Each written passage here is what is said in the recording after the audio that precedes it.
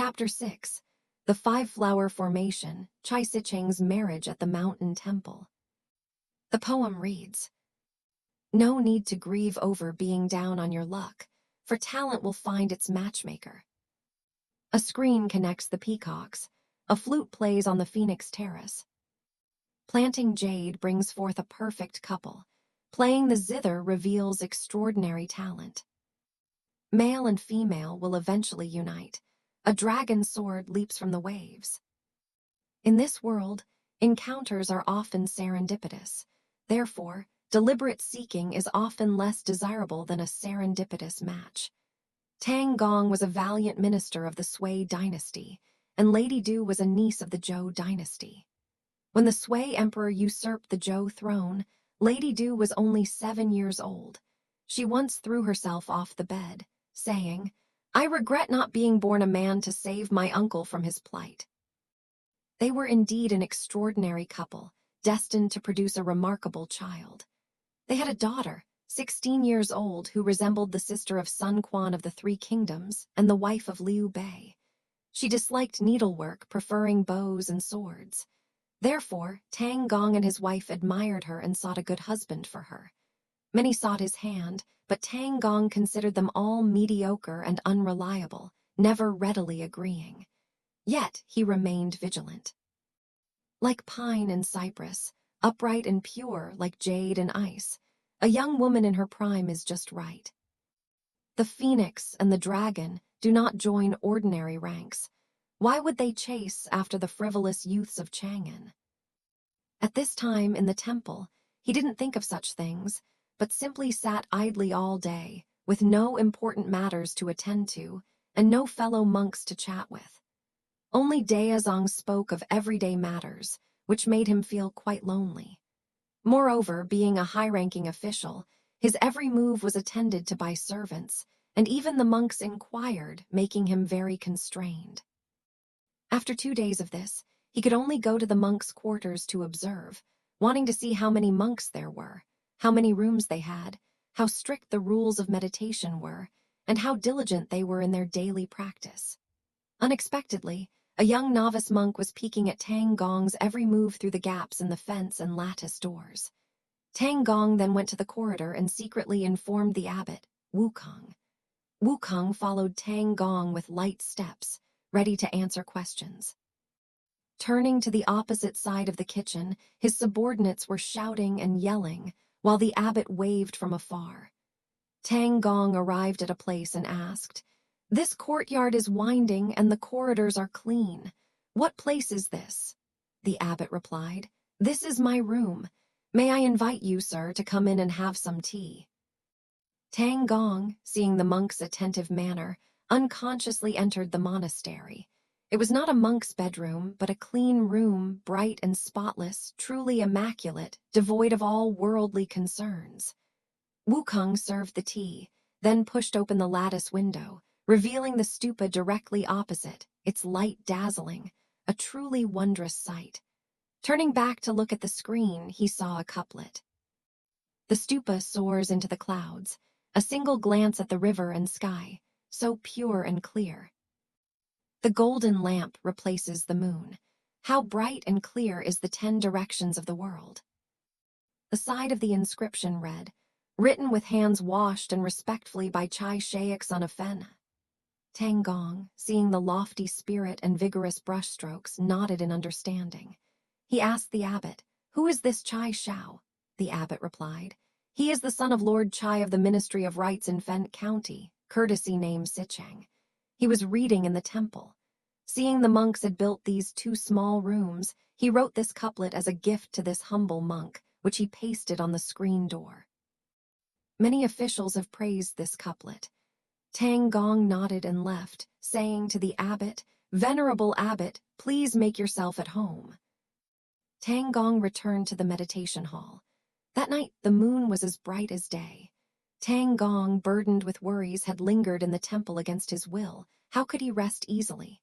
He walked under the shade of the pines and went to the monks' quarters, asking the abbot if he had slept yet. Wukong hurriedly replied, "Master has not yet settled in. How dare this humble monk go to bed?" Tang Gong said, The moonlight is so beautiful, I cannot bear to waste its pure light. The abbot said, "There is a gentle hill beside the temple where you can enjoy the moon. Would you mind taking a step there, sir?" Tang Gong said, "That would be wonderful." The abbot ordered a servant to bring a lamp and lead the way. Tang Gong said, "With such a beautiful moon, a lamp is unnecessary." The abbot said, "I fear the bamboo path is rugged and inconvenient to walk on." Tang Gong said, "We are generals going on a campaign, and we often travel along mountain paths in the dark. This short distance is shaded by flowers and bamboo. Why need a lamp? Just let the elder lead the way, no need for servants to follow." The abbot obeyed, leading Tang Gong not to the place where tea was served during the day, but through a side gate and up the quiet bamboo path to the hill. There they saw the moon high in the sky, not a cloud in sight. The corner of the temple pierced the sky, and the pagoda's shadow fell to the ground. They also saw distant mountains, faintly visible, wild trees shrouded in mist, all silent and deserted, with only the barking of village dogs adding to the night scene. After observing for a while, Tang Gong was about to descend the hill when he saw a faint red light across the bamboo grove, and the sound of chanting could be heard. Tang Gong asked, "Is the abbot reciting evening prayers?" The abbot replied, "Because of your wife's childbirth, I fear your health is weak. I have instructed my disciples and grandchildren to suspend the morning and evening prayers." Tang Gong nodded. Turning around the bend in the hill, he came upon several open rooms. Tang Gong stopped and asked, "This sound isn't chanting scriptures anymore." The abbot said, "This is where young Master Chai reads. The couplets you saw during the day were written by him." Tang Gong heard his loud voice, took the abbot's hand, and gently led him to the reading room. Peeking through the crack in the window, he saw a handsome young man sitting under the lamp, his face as white as powder, his lips as red as cinnabar. A sword lay across his desk, reciting aloud, but not the Confucian classics, but the military strategies of Sun Tzu and Wu Qi. After finishing, he drew his sword and danced, seemingly oblivious to his surroundings. After finishing his dance, he placed his sword on the table and called out, "Servant Chai Bao, bring tea." A heroic air about him, yet in his secluded dwelling, to whom can he turn for solace? Kingping is his confidant. Who will he express with a flick of his zither, a poignant tale? Upon hearing this, Tang Gong immediately turned and descended the steps, secretly pleased. He thought, in times of peace, literature is valued. In times of chaos, military prowess is employed. In this world, what good are these few lines of poetry and Confucian sayings? Only someone with such combined talents, capable of fighting bandits on horseback and drafting proclamations on foot, would truly be worthy of my daughter. Moreover, she can assist me in times of need. Passing through the courtyard, he said to the abbot, "I observe that this young man possesses extraordinary features and will surely achieve great things in the future. I have a daughter who has reached marriageable age, dignified and taciturn, yet she has not found a suitable husband. I wish to trouble the abbot to act as matchmaker and arrange a marriage between our families."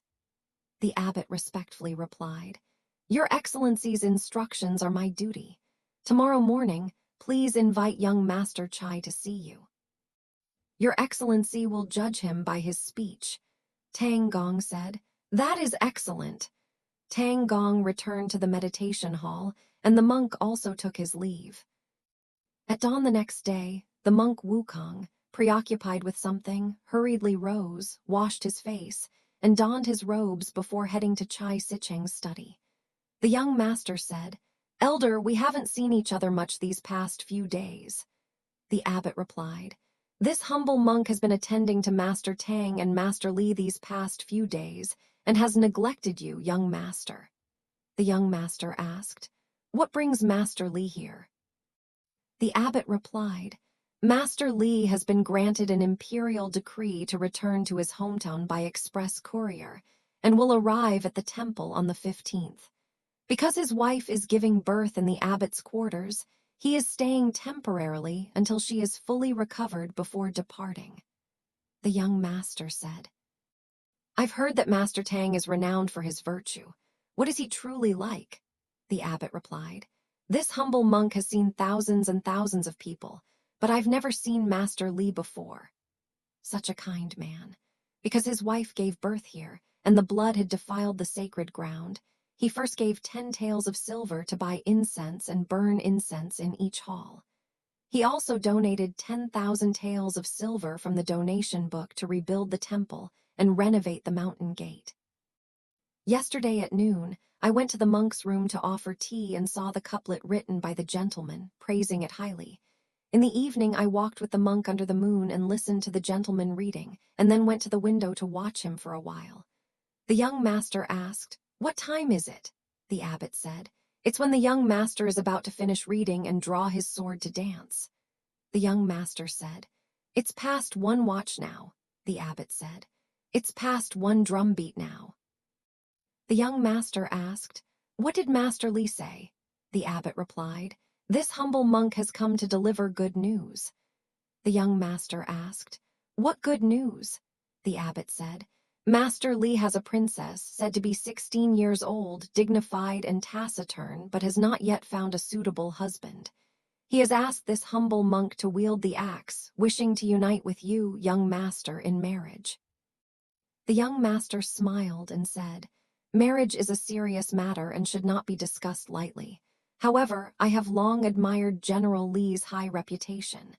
If he were under my tutelage, I would certainly have the opportunity to speak with him often. Seeking his guidance will surely be beneficial, and it would be a good thing," said the abbot. "Now that Master Li is eager to see you, young master, why don't you come to the Buddha Hall to meet him?" The young master replied, "He is a great and respected elder. How can I ask to see him so lightly? I will prepare a gift tomorrow before I pay my respects." The abbot said, "He admires you greatly, so there is no need for a gift. This humble monk will accompany you." The young master said, "In that case, I will go with you." The young master changed into his overcoat, and the abbot led him to the Buddha Hall, where he paid his respects to Master Tang. When Master Tang saw the young master, he indeed found him to be handsome. His eyebrows were like crescent moons, his eyes like bright stars. His nose was like a hanging gall bladder, his teeth like rows of pearls. His spirit was bright and clear, his heart pure and his bones like jade. His bearing was lofty and imposing, like a tiger's stride and a dragon's gait.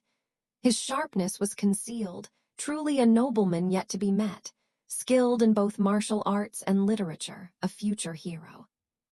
Master Tang wanted to treat him with the courtesy due to a guest, but Chai repeatedly declined, and the teacher and student sat down in the proper order. Tang Gong inquired about his family background and exchanged pleasantries. Si spoke eloquently and fluently, his voice ringing in the ears. Tang Gong was overjoyed upon seeing him, offered him tea, and then went to the abbot's quarters to tell his wife. His wife said, "Although we both like this young man, marriage is a major life event, and it is best to inform our daughter." Tang Gong said, "This matter should be decided by the parents. How can a girl have the final say?" His wife said, "No, no one knows a son better than his father, and no one knows a daughter better than her mother. My daughter is not like ordinary daughters. I have observed that she always has insight and ability and is different from others. I will go and explain to him now and see what he thinks. If he readily agrees, then you can proceed with the engagement. If she is even slightly reluctant, then let things settle down for a while. It is unlikely that anyone will accept him as a son-in-law. We should wait until we reach Taiyuan." Tang Gong said, "Since that's the case, go and ask him. I'll go outside." With that, he left the abbot's quarters. The lady entered the main room, and the young lady greeted her. The lady recounted to the young lady in detail what Master Tang had said about recruiting young Master Chai. The young lady paused for a moment, then replied solemnly, "Mother, it is not proper for a young lady to speak of such matters. However, a marriage is a matter of life and death, and if it is hasty, what regret will follow? My father says that good looks are beautiful, but in today's world, talent and appearance are sufficient to quell chaos." In times of trouble, these people who are good at pedantry will only sit and wait for death. What use are they? The lady interjected. It is precisely what your father said, that the young master wields a sword well. Under the moonlight, he appears like a ball of white snow, rolling up and down. He must have some skill. Upon hearing this, the young lady smiled slightly and said, Since that is the case, let me discuss it slowly. There is no need to reply to him yet. Let us decide in a couple of days. How about that? The lady then went out and reported back to Master Tang. Seeing that the madam had left, the young lady pondered deeply. She wanted to secretly catch a glimpse of him, but felt it was impolite. Yet, if she didn't, she feared losing her virginity and becoming unsuitable. She was filled with doubt and indecision. Just then her nanny, Madame Sue, approached and said, What did you think of what Madame said earlier, young lady? The young lady replied, I'm thinking about it right now. Madame Sue said, This is easy. Just do this and that, lure him here to test his abilities and you'll see him. The young lady nodded, her face beaming with joy. It was truly. Silver candlelight illuminates the roosting swallows. Jade flute music plays the song of colorful phoenixes. Meanwhile, after meeting Master Tang during the day, young Master Chai was delighted by Master Tang's polite and courteous treatment of him. However, regarding marriage, he was unsure of the young lady's talent and appearance, and uncertain of whether the relationship would succeed, so he had put it aside. At that moment, he was reading under the lamp when the door creaked open and opened. Looking up, he saw a middle-aged woman with large eyes, thick eyebrows, and long legs. The young master stood up and asked, Who are you? What brings you here? The woman replied, I am the wet nurse of Miss Lee. My master and mistress wish to marry you, young master, but my young lady is not only exceptionally talented and beautiful, but also deeply versed in the military strategies of Sun and Wu Qi, as well as the 6 secret teachings and the 3 strategies. She is determined to marry a man skilled in both martial arts and literature, and possessing great wisdom and resourcefulness. During the day, my master praised your talent and appearance, and also mentioned your excellent swordsmanship. Therefore, he sent me to convey his message to you. If you are interested in seeking a wife, you may come after midnight to the vegetable garden behind the pavilion in the west corridor and watch Miss Lee form a battle formation. If you recognize this formation, then we may agree to a marriage. Upon hearing this, the young master happily replied, Since that's the case, why don't you come after midnight and lead me to see the formation? Upon hearing this, Madame Sue immediately went out. After finishing his supper, the young master heard the patrolling soldiers on the street announcing the start of the night watch. The moonlight in the courtyard was brighter than on other nights. He read a military text for a while, then went to the courtyard to admire the moon, unaware that the second watch had already begun. The young master, thinking the old woman's words might not be true, was about to go inside to rest when he suddenly coughed. A wet nurse who had come earlier stood at a distance and beckoned to him. The young master asked Chai Bao to take out an embroidered dragon-patterned sash from his chest, put it on, tightened the silk sash at his waist, and took his sword. He told Chai Bao to lock the door and followed him and the wet nurse to the vegetable garden. Behind the pavilion was a vast, barren open space, at the end of which was a small hill, close to the whitewashed wall behind the pavilion, with a small door for entry and exit. The young master looked around for a moment, then prepared to go in. Madame Sue stopped him, saying, Miss instructed that these 2 bamboo poles are the gate for the competition. Young master, please stand here quietly and wait for them to set up their formations. Then you can observe. The young master agreed and whispered a few words to Chai Bao. A woman emerged, her hair piled high like black clouds, wearing an embroidered jacket and short coat. A phoenix hairpin adorned her hair, pearls hung from her forehead, and she wore narrow sleeves. She held a small command flag and stood atop the earthen mound. The young master asked, Isn't this Miss? Madame Sue replied, Miss is not easily seen. This is merely a maidservant and tutor sent out to set up the formations." Before she finished speaking, the woman waved the command flag, leading out a group of women, one dressed in red, flanked by one dressed in white, one dressed in blue, flanked by one dressed in yellow. All wore gold-trimmed sleeves and carried gleaming single-edged swords. There were about 20 women in total. They circled left and right, forming a line. Madame Sue asked, "Young master, do you recognize this formation?" The young master replied, "This is the long snake formation, nothing remarkable about it." The woman then flipped her command flag again, and the women spun around, forming 5 groups, each group consisting of 4 women, standing back to back, swords in hand. The young master looked closely and saw a cluster of red, a cluster of white, like red and white snowflakes dancing in the air. A clump of green, a clump of yellow, like green and yellow orioles fluttering their wings. He mistook it for Sun Tzu instructing female soldiers, and even suspected Madame Gu of arranging them to defend against invaders. The young master saw the women standing in a line. Madame Sue asked, "Young master, do you recognize this formation?" The young master looked and laughed. "Now it's the 5 flowers formation again." Madame Sue said, "Since you recognize this formation, dare to go in, break it, and escape. Only then will we see your skill." The young master said, "That's easy." He quickly tied up his clothes, drew his sword, and charged in. The women on either side saw him, and 6 gleaming blades came slashing down. The young master hurriedly parried with his sword. When the young master moved east, the women blocked his path, pulling him to the east. When he moved west, they surrounded him, blocking his way. As for young Master Chai's skill, how could he possibly defeat these 20-odd women? Firstly, the sharpness of their swords might injure them, which he felt embarrassed about. Secondly, one of the women in the group held a red silk rope, and just as he was about to retreat, she threw the rope into the air, trapping him and nearly dragging him down. Therefore, he could only parry and could not escape the encirclement. The young master stopped and looked around. He saw 2 red lanterns hanging outside the window, with a jade-faced Guanyin standing in the middle, half revealed. The woman on the earthen mound was busy waving her command flag. The young master drew his sword and rushed up the mound.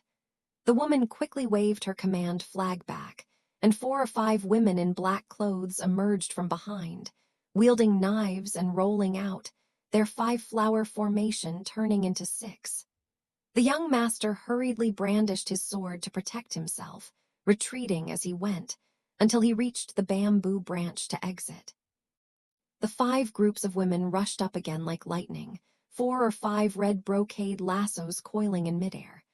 Just as the young master was in danger, he could only call out, "Where is Chai Bao?" Chai Bao heard him and quickly took out a firecracker from his sleeve, lit it, and threw it into the air above the women's heads.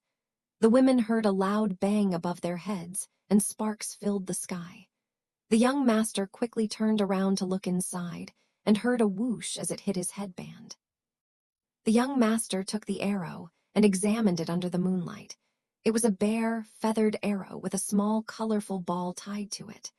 Looking inside, he saw not only that the beauties in the pavilion were gone, but the windows were also tightly shut, and all the women were nowhere to be seen. Hearing the watchman's drum, he realized it was already the 4th watch. The master and servant hurriedly returned to their study to rest. Soon after, the rooster crowed at dawn, and the sun rose in the east. Young Master Chai was fast asleep when he heard a knock at the door. Chai Bao opened the door and saw Elder Wukong, who led him to his bedside and said, "This morning, Master Li summoned me to the palace, saying he wants to choose an auspicious day to betroth you to a son-in-law with gold coins." Chai Sicheng's parents had died early, so he entrusted his home and family to capable relatives and returned to Taiyuan with Tang Gong to marry his wife. Later, when Tang Gong raised an army to attack Chang'an, there was a women's army, which consisted of Chai Shao and his wife, and they had already been preparing for this day. Clouds cluster around dragons soaring far and wide. The wind carries the roar of tigers and leopards through the forest. Heaven ordained the Tang dynasty to establish its imperial enterprise, thus appointing heroes as its heirs. Without going into details about Tang Gong's return to Taiyuan, let's turn to Qin Shubao, who on the 15th day left the pass and rushed to Fan Jianwei's place. Jianwei asked, "How did the matter of righting wrongs end?" Shubao answered in detail, leaving Jianwei utterly astonished. The next morning after breakfast, they hurriedly divided their belongings, each taking 2 prisoners, and went their separate ways. Fan Jianwei went to Zhejiu, while Qin Shubao went to Lezhou. Upon arriving at the prefecture, they saw a horse tethering post at the entrance to the official document office. They tied up their yellow horse and brought the 2 prisoners into the inn. The innkeeper accepted the luggage, and Shu Bao said, "Master, these 2 criminals are the ones I brought here. They have a safe place to be kept. Please lock them up for me." The innkeeper replied, "If you have any urgent business, sir, just tell me what to do. I'll handle it." Qin Shu Bao sat down in the main hall and instructed the innkeeper, "Have someone bring in the luggage from the horses. Remove the saddles and bridles from the horses, but don't remove the saddle pads. Take the warm horses to eat some fine feed. Prepare one of the cleaner guest rooms for me to stay in." The innkeeper spread his hands and said, "Sir, of these rooms, only one is a small storefront, and it's not easily opened. It's only opened for officials from the county on official business.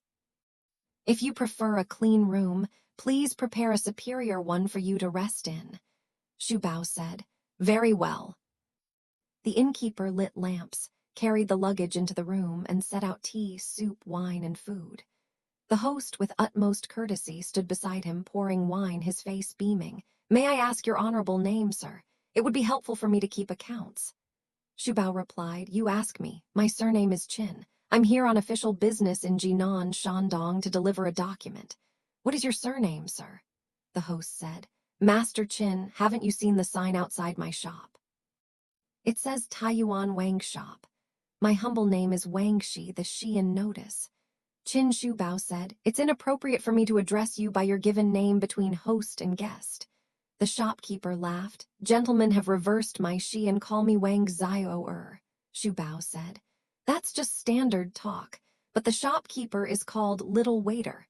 The matchmaker is called Wang Po, so I'll call you Brother Little Waiter. Tell me, how many days has Master Kai been delayed in receiving and submitting his official documents?" Little Waiter replied, "Master Qin, there's been no delay. Master Kai here is a talented scholar. He submits his documents tomorrow morning and receives them the day after. You'll only be staying at our shop for 2 days. I'm afraid you might need to visit friends or buy some gifts or other personal items. That's a private matter and has nothing to do with the government." After asking about the details, Uncle Bao ate dinner and then went to bed. The next morning, I got up very early, washed my face, wrapped a head towel, gathered the documents, and went to the prefectural office to register the incoming document. Prefect Kai ascended the court and presented the document. The prisoners were brought before him, and the clerk opened the document on the official desk. Prefect Kai read the document, instructed the guards to loosen the shackles, and ordered the prisoners to collect their shackles, to await approval at the next morning court session. Prefect Kai sent the 2 prisoners to the prison. This happened on the morning of August 17th. Shubo collected his shackles, ate at his lodgings, and spent the day visiting the neighborhood temples and monasteries. On the morning of the 18th, I was to go to the prefectural office to collect my document. The sun was high in the sky, past mid-morning, but the yamen was still not open, and there was not a single person coming or going. The streets were quiet. These many large taverns, so bustling yesterday, were all closed today. The shutters were not hung, but the doors were half open. Shubao entered a tavern and saw several boys playing behind the counter. Shubao raised his hand and asked, "Gentlemen, why isn't Master Kai holding court this morning or evening?" A young man among them asked, "Aren't you from Lezhou?" Shubao replied, "I'm here on official business from Shandong." The young man said, "Brother, I wonder if Master Kai has gone out on official business." Xu Bao asked, "Where did he go?" The young man said, "To Taiyuan in Bingzhou." Xu Bao asked, "Why did you go to Taiyuan?" The young man said, "For Lord Li, the Duke of Tang, who has been granted an imperial decree to return home by express courier and to serve as the circuit intendant of Hebei, in charge of the prefectures and counties of Hebei. There are documents in Taiyuan to inform the subordinate prefectures, counties, and circuit intendants." The chief official. The patriarch heard the news at midnight that he had gone to Taiyuan to congratulate Lord Li. Xu Bao immediately understood. "That's Lord Li, the one I saved at Lintong Mountain." He asked again, "Brother, when will the patriarch return?" The young man replied, "It's still early. Lord Li is a benevolent nobleman. Officials of all ranks who go to congratulate him will inevitably be entertained with wine, and those who know him will also have a drinking party. The journey is long. It will take at most 20 days, at least half a month." Having received this news, Xu Bao no longer needed to ask anyone. He returned to his lodgings, eating 3 meals a day, wholeheartedly waiting for the patriarch's return. For those traveling, lodging is like home. During the day, with nothing to do, they simply eat. But Xu Bao was a Shandong hero, eating a bushel of rice per meal. How much could a restaurant possibly give him? For 10 days in a row, he ate all of Wang Xiaoer's money. Wang Xiaoer's restaurant was originally a place for official business. With the official away, no one came, and the signboard and lanterns weren't even hung up. At home, Wang Xiaoer argued with his wife, saying, "Wife, that Qin customer is a money-losing jinx. Ever since he came in, an official has been gone, and all our capital of several taels of silver is gone. Yesterday, he came home for lunch, but the vegetables were no good, so he started smashing the plates and throwing cups. If I were to ask him for a few taels of silver, you would always complain that I'm not good with words and have driven all the customers away to other places.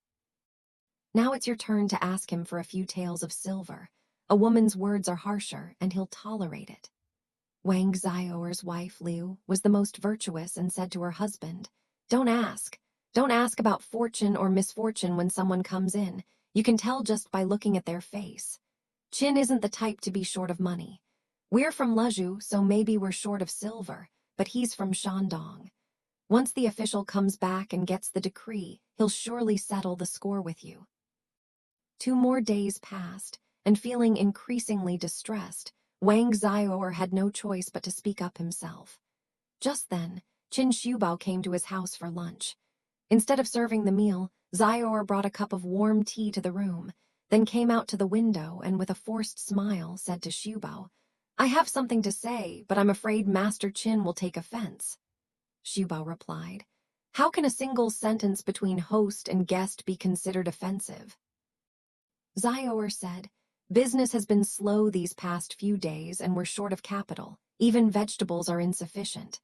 I was wondering if I could ask Master Qin for an advance of a few taels of silver if that's possible." Shubao said, "That's perfectly reasonable. Why should I be so humble? It was my oversight, I didn't give you the silver. Otherwise, where would I get the capital to support myself? Come with me into the room and I'll get the silver for you." Wang Xiaoer readily agreed, overjoyed, and took a few steps into the room. Shubao opened the leather trunk by the bedside and reached in to take the silver, but his hand felt as if it were being held down by a mountain, unable to be pulled out. It was truly a case of gold at the bedside is gone. Even the bravest man loses his luster. Xu Bao thought to himself, "Wealth and honor are inseparable from one's possessions. This saying is indeed true. Now, these few taels of travel expenses, in a moment of forgetfulness, have been taken to Zezhu by Fan Jianwei. What should I do? Why did Fan Jianwei take Xu Bao's silver?" Qin Xu Bao and Fan Jianwei were both prominent figures in the Qizhu government. They were tasked with escorting 4 military criminals to Zezhu and Lezhu for military service. At that time, the travel expenses for escorting the soldiers were handled by the local treasury officials. Knowing that the two men were on good terms and were on the same journey, and also hoping to gain some advantage through the system, they distributed the money together and placed it under Fan Jianwei's wing. After 2 more days in Chang'an, upon reaching the border, they hurriedly separated their luggage. Neither of them were ordinary men who cared much about these few taels of silver. The luggage and documents were separated, but the silver was not. Hence the travel expenses were all taken to Zhejiu by Fan Jianwei. Even Qin Shubao, who acted as if the boy were right beside him, was completely oblivious to the situation, and this had led to this predicament. Having promised Wang Xiaoer money for a meal, and now unable to repay it, he was quite embarrassed, his face immediately turning red. Wang Xiaoer, seeing Shubao rummaging through the trunk, was also somewhat puzzled. Is there more in there, and he wants to pick out pieces for me? Or is there less, and he's just taking everything? Shubao was truly at a loss. How he would answer Wang Xiaoer remains to be seen in the next chapter.